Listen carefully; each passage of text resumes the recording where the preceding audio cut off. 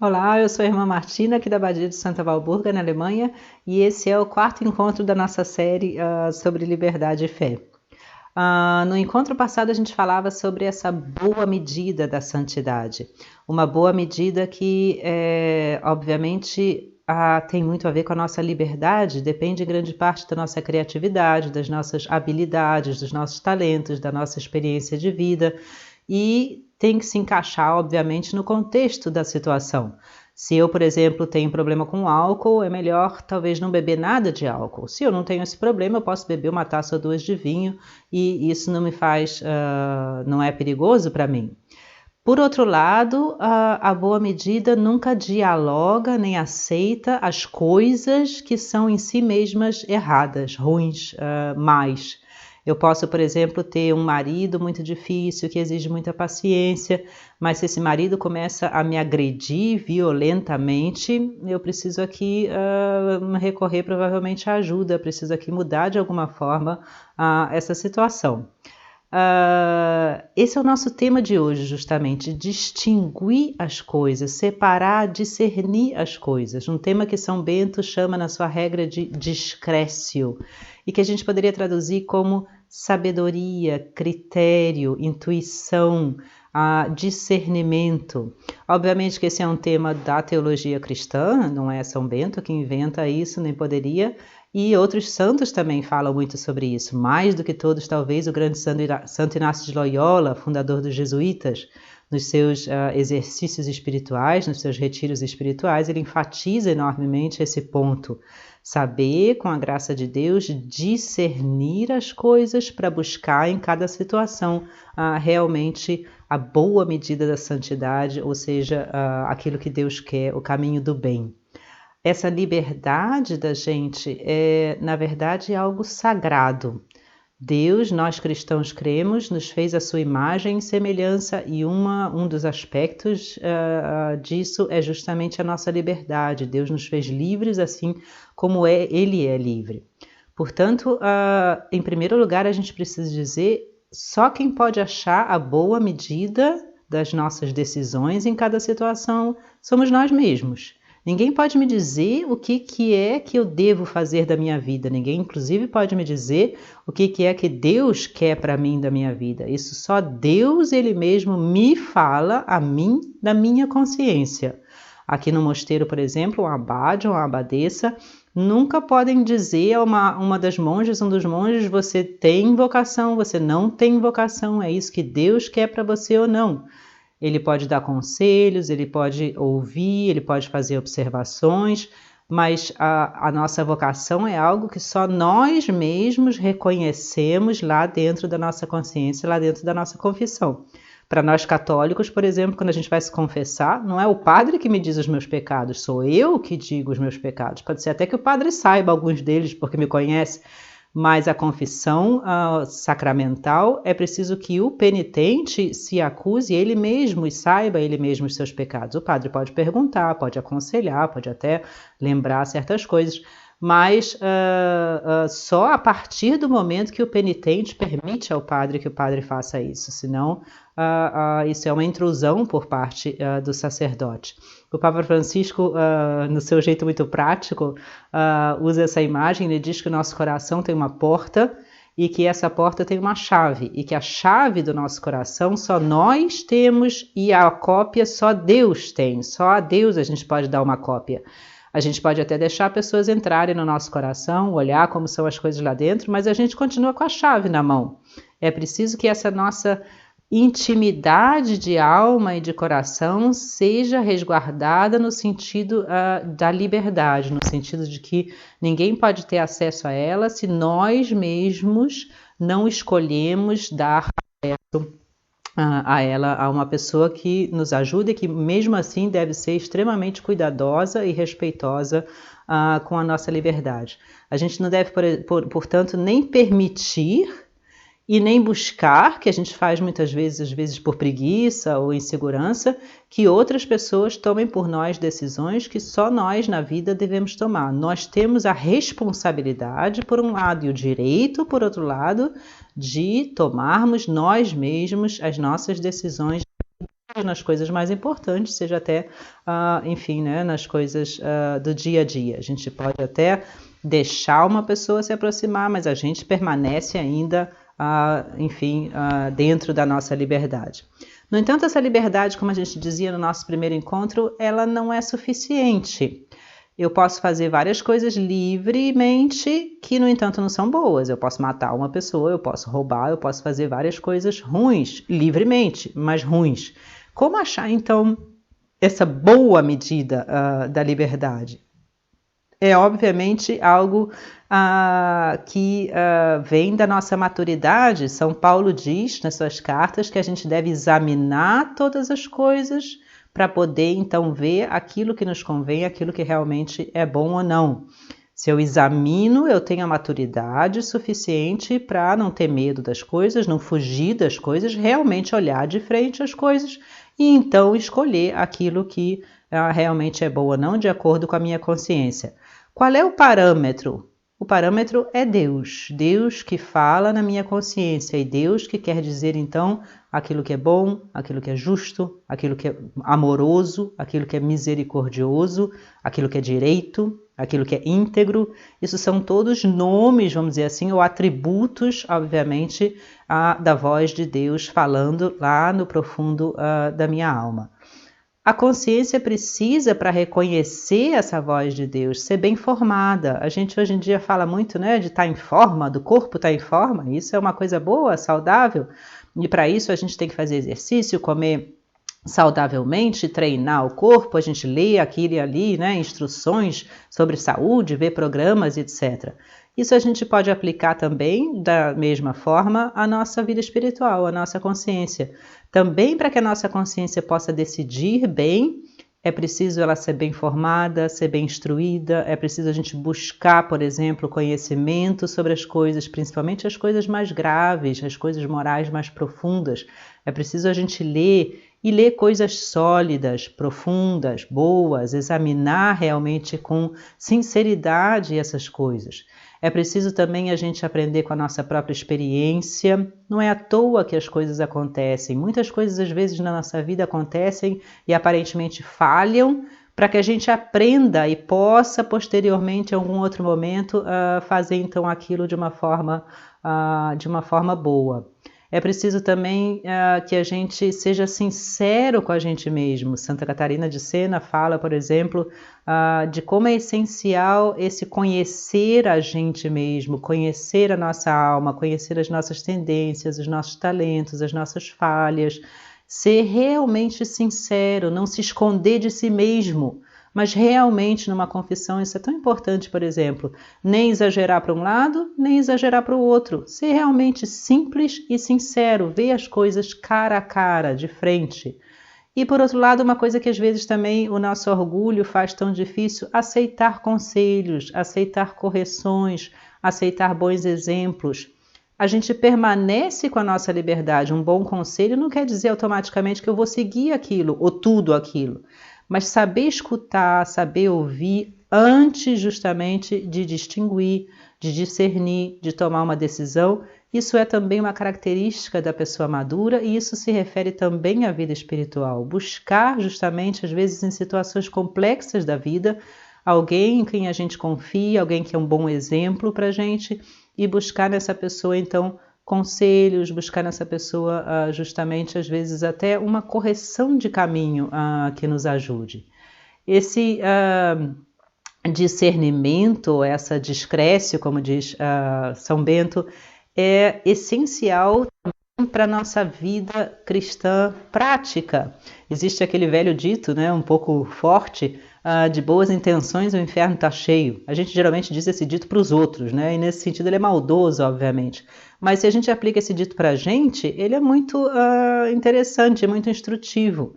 Muitas vezes a gente toma essa desculpa, eu tive boa intenção. Sim, mas de boa intenção só não se fazem as coisas boas. É preciso, além da boa intenção, ter uma boa concretização da coisa. Eu posso querer fazer uma viagem, mas se eu não tomar um ônibus e realmente preparar e pagar e viajar, a boa intenção fica no ar. É preciso o que a gente chama de virtude, é preciso de atos concretos que nos ajudem nesse sentido. O Papa Francisco fala, por exemplo, de novo, que a gente muitas vezes hoje em dia, né, fala de ajudar os pobres e da justiça no mundo e da paz, mas o que a gente faz realmente por aquela pessoa que está do nosso lado? E por isso a grande sabedoria do mandamento cristão, amar ao próximo. É o próximo que eu posso amar. Aquele que está distante de mim, eu posso pensar nele, sonhar, desejar o melhor para ele. Mas o amor concreto eu só posso fazer por aquele que está perto de mim, do qual eu me aproximo ou que se aproxima de mim. E o Papa Francisco diz, por exemplo, quando a gente encontra, né, um mendigo ou uma pessoa que precisa, não é só uma questão de dar uma moedinha e ir embora, é uma questão de olhar a pessoa nos olhos, de tratar ela como gente, de sentir o cheiro da pessoa, de realmente se interessar pelo outro, como pessoa, como alguém que é em dignidade igual a mim, embora as circunstâncias sejam tão diferentes. Essa discrécio, portanto, esse discernimento tem esse aspecto extremamente prático. Eu quero muito ajudar uma pessoa, mas isso não basta. Eu preciso saber como ajudar, quando ajudar, o que realmente ajuda ou o que na verdade eu estou querendo fazer mais para mim mesma, para me sentir bem. É preciso saber, por exemplo, como falar, quando falar, seja numa correção para as crianças ou para os alunos, seja com pessoas, enfim, do nosso trabalho, seja com o marido, com a esposa. Só falar não basta, tem todas umas circunstâncias em volta disso que são às vezes essenciais para que isso dê certo. É preciso saber quando dizer não.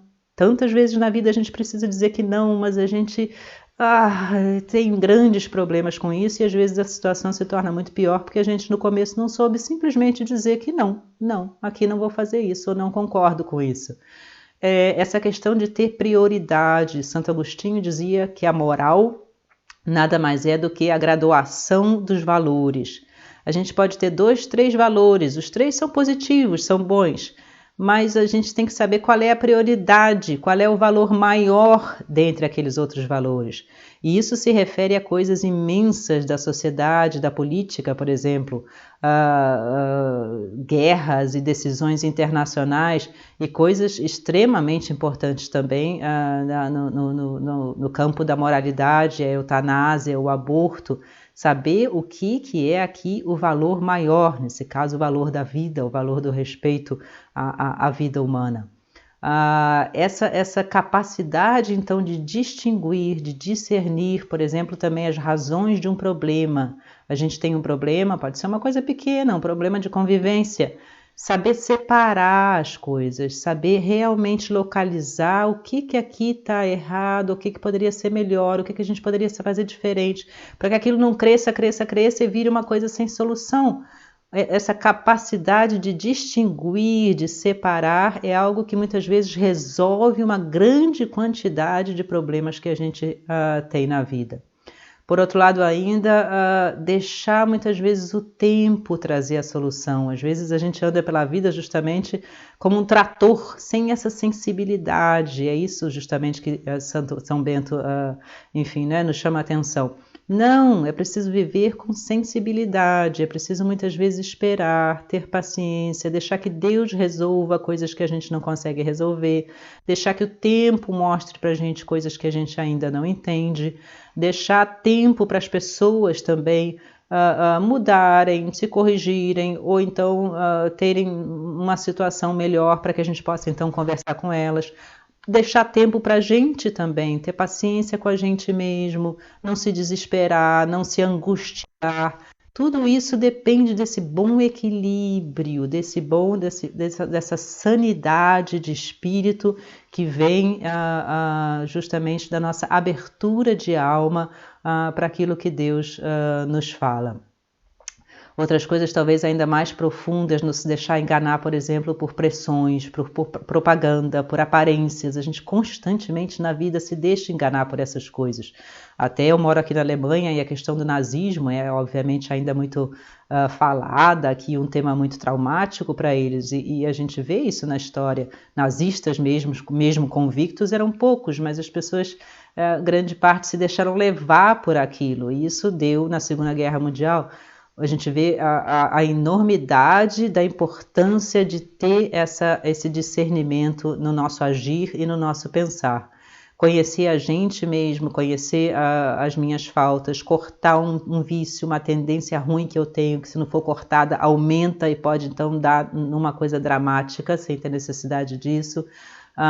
Só falar aquilo que eu sei, buscar conhecer as coisas melhor. Quantas vezes na vida a gente passa o dia falando o que a gente ouviu falar, o que a gente leu não sei onde, o que fulano disse, o que apareceu na televisão, a gente leu num canto do jornal, sem saber realmente o que a gente está falando. Isso vai alimentando uma cultura de superficialidade, de julgamentos, de interpretações errôneas, que, claro, não pode ter bom resultado. O resultado, por melhor que seja, é pobre, é pequeno, é medíocre. Saber conhecer as coisas profundamente, então. A discrécio tem também esse outro aspecto que a tradução literal em português mostra, de discrição, de ser uma pessoa discreta, de saber não se pôr em primeiro plano. Muitas vezes a gente tem que assumir na vida um primeiro plano, porque a gente é mãe de família, professora, ou líder de um grupo de trabalho, ou o que seja. Mas não é a gente mesmo que se põe em primeiro plano, é a nossa tarefa e responsabilidade naquele momento. Essa capacidade de sempre entender que em primeiro plano está Deus, ou seja, o que é certo, o que é justo, o que é bom, e que as minhas próprias opiniões, desejos, etc., não são ruins, mas tem que estar de alguma forma em segundo plano. Isso é algo, na verdade, muito difícil para a gente, porque a tentação da gente é enorme de se pôr em primeiro plano. Eu sei tudo, eu sei mais que os outros, eu tenho que mostrar o quanto eu sei, eu tenho que, de certa forma, estar sempre no centro das atenções, eu tenho que me afirmar. Isso tudo, no fundo, mostra nada mais do que a pobreza da nossa alma, a pobreza da nossa, às vezes até a pobreza da nossa personalidade. A pessoa realmente segura, ela não precisa estar sempre no centro das atenções, ela é geralmente discreta. Curiosamente, paradoxalmente, é o discreto que alcança muito mais o respeito dos outros do que o orgulhoso. O orgulhoso geralmente é meio ridículo. As pessoas podem não rir de mim na minha frente, mas riem de mim nas minhas costas quando eu sou muito orgulhosa, vamos dizer assim. E o discreto, aquele que fala só o que ele sabe, aquele que sabe dar lugar aos outros, que sabe escutar os outros, que sabe louvar os outros, que sabe apreciar e agradecer o que os outros fazem. Aquele que realmente vive, por exemplo, com bom humor, com boa vontade, com flexibilidade, com respeito aos outros. Ele é muito mais, na verdade, melhor considerado do que o orgulhoso e o vaidoso. Essa arte de não agir por orgulho, nem por vaidade, mas sim racionalmente e pelo bem, por aquilo, né, que Deus nos inspira. Isso é algo que a gente, pelo qual a gente luta na vida inteira, e é uma luta, às vezes, muito árdua, mas maravilhosa. Não se fazer, por exemplo, complicado, difícil. Quantas vezes a gente poderia fazer coisas muito mais facilmente, mas o nosso orgulho aparece e a gente faz um teatro enorme e a gente se faz, então, extremamente complicado e difícil. Isso tudo faz parte dessa discrécio, dessa ir pela vida com sensibilidade, com intuição, com respeito, sabendo justamente que a segurança da nossa vida não vem da gente mesmo, mas vem de Deus. Está seguro no que é bom, no que é justo, no que é direito e com uma consciência bem formada para enxergar em cada circunstância o que é a verdade, o que é a realidade, o que eu posso mudar, o que aqui é bom, e assim alcançar justamente essa boa medida que nos permite viver de uma forma mais feliz e mais segura. Vamos pedir a intercessão aqui de Nossa Senhora, aqui do meu lado, que é um modelo nesse sentido de pessoa discreta, de pessoa que vive profundamente até o fundo a vontade de Deus, mas sem se pôr no primeiro plano, sabendo perfeitamente o seu papel, sendo extremamente madura e extremamente forte, mas ao mesmo tempo extremamente discreta. Vamos pedir a ela a sua intercessão, que ela nos guarde, que ela nos ajude justamente nesse caminho para chegar a Deus. Um grande abraço, Deus nos abençoe a todos.